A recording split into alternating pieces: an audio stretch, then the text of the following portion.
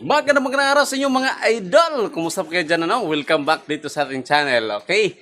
Ngayon, babahagi ko po sa inyo. Ito na yung ginawa ko po ditong gist-stitching pin. Ganitong design po ng gist-stitching pin yung ating ginawa. Ito mga idol. Tapos ko na ding na-welding ito. So, pipinturahan muna natin para hindi adong nakita ng kalawang, idol. So, ayan. Bali, apat ito mga idol, Ganitong style ang paggawa ko. Ang design. So, yung pakainan nila. Ito, may mga nipple drinker. So, ito, sa mga tubigan mga idol. Tag-isa silang tubigan, So, nito, nilagay natin, Ayan. Swak na. Lagyan pa natin itong PVC. Itong dito sa ating nipple drinker, So, ayan. So, bali, apat yung gagawin natin. So, ito yung pressure washer na ginagamit ko dito sa ating babuyan. So, ayan. Bali, apat mga idol. Ganitong design lang yan mga idol natin ginawa sa ating gist-stitching pen. Yan. Ito yung mga ililipat ko dito ng mga baboy. So, doon pa yung isa. So, yung dalawa. Mga dumalaga. Ito ay tag 4 months old.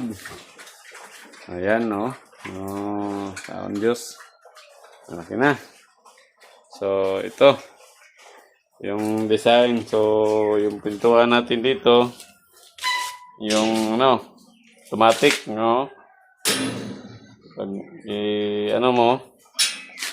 sara natin dito.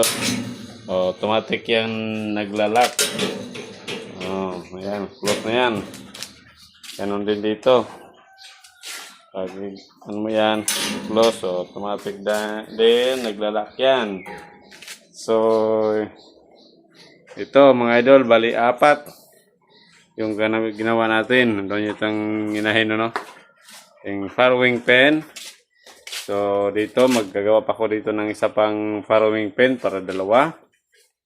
So, dito, tatanggalin ko yan para daanan, punta doon sa paanakan nila. So, ito na. May kanal dito sa likod. Ayan mga idol, So, ngayon, magpipintura na tayo. Para halong ganda itong ginawang simpleng gist-stitching pen. Ito pala yung mga ginamit ko idol, mga 3/4 na GI pipe.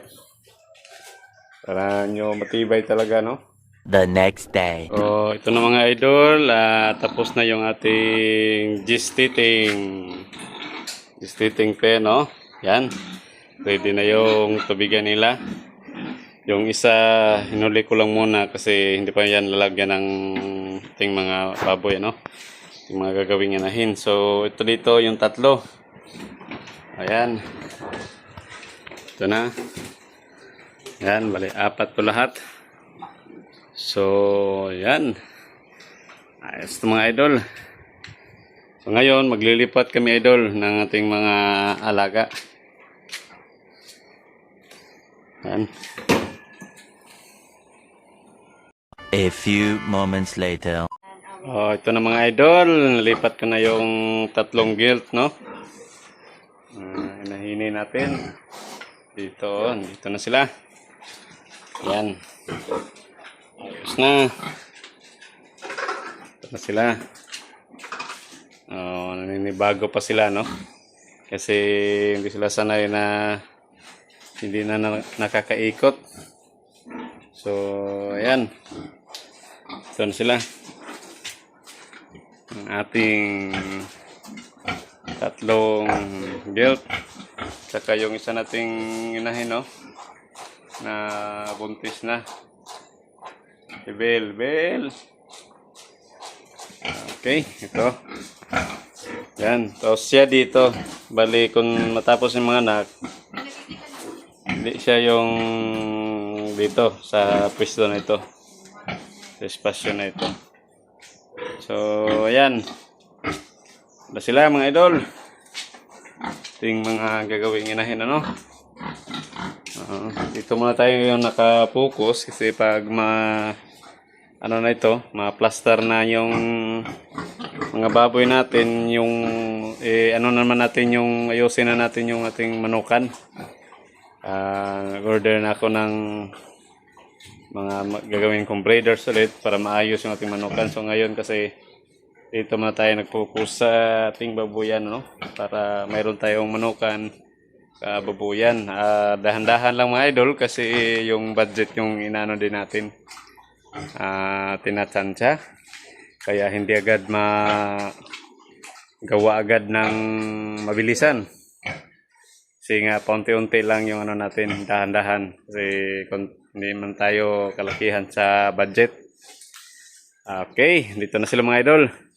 Itong kagandahan sa gestating kasi nakakasave tayo ng space ano.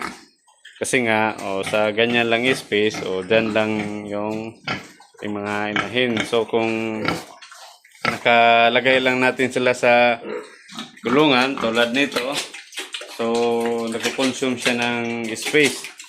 So dito sa laki na ito, sa space na ito, pwede tayong maglagay ng 5. O dito, pwede natin nang lagyan para dagdagan ng isa. So ganyan yung kagandahan ng may gestating pen. Tsaka isa pang kagandahan sa gestating pen, kung magbubuntis yung ating inahin, hindi siya masyadong magalaw kasi nga control lang yung space niya, atras abante lang siya, saka higa. Ganito yung kagandahan. So hindi masyadong stress o magalaw yung ating mga inahing magbubuntis. Okay, yan mga idol.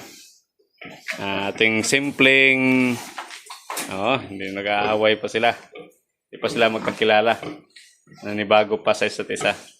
Ito yung simple nating gestating pen na DIY. Tayo lang mismong gumawa, no? Welding, at saka pag-ayos nito, semento, plaster, pintura, yan. Sa wakas, salamat sa ating Panginoon at natapos din. Ayan. Ayos.